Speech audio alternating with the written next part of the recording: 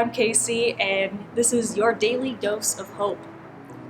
Today I'm going to jump right into our passage. We're looking at John chapter 2, verses 13 through 17.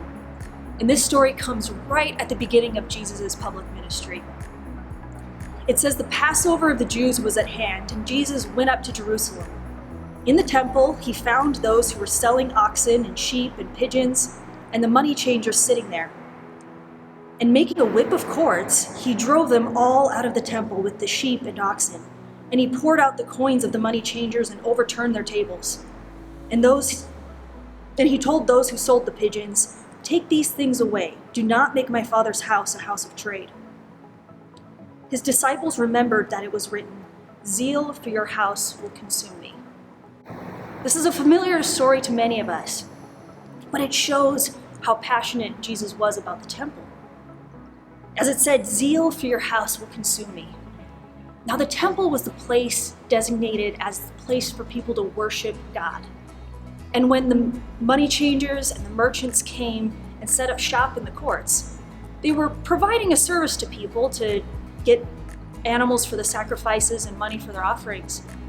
But they did it in a way that exploited the people, that desecrated the temple, and distanced people from God.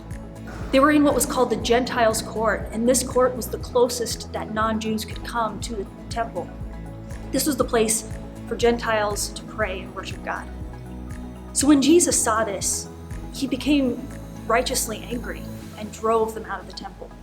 Now, how does that apply to us today? We don't have a temple. When Jesus died on the cross and rose from the dead, he abolished that. He abolished sacrifice. To answer that, I'm going to go to 1 Corinthians 3:16 through 17. "Do you not know that you are God's temple and that God's Spirit dwells in you? If anyone destroys God's temple, God will destroy him. For God's temple is holy, and you are that temple." If you are a follower of Jesus, you are considered the temple of God.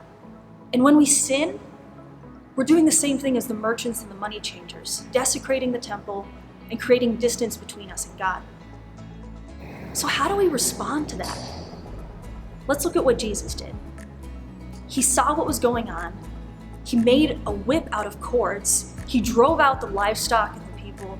He threw the coins on the ground. This was a scene of chaos. There's livestock stampeding. There's coins bouncing everywhere. Money changers diving after them. Jesus shouting in the midst. Jesus here was not a meek, mild-mannered man in this situation. He was fierce, and he was very intentional about what he was doing. So when we look at the sin in our lives and we ask, what would Jesus do? It's certainly not just sit back and be complacent. No, he calls us to drive the sin out of our lives. Now, when Jesus died on the cross, he offers us justification. When we give our lives to him, we are justified. That means just as if we have never sinned. But we are also called to a life of sanctification, becoming more and more like him through the power of the Holy Spirit. And sometimes that looks like aggressively and deliberately driving sin out of our lives.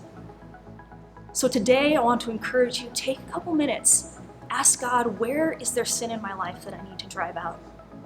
Where am I distancing myself from worshiping you? And let's do this together, because then we can become more fully devoted followers of Jesus Christ.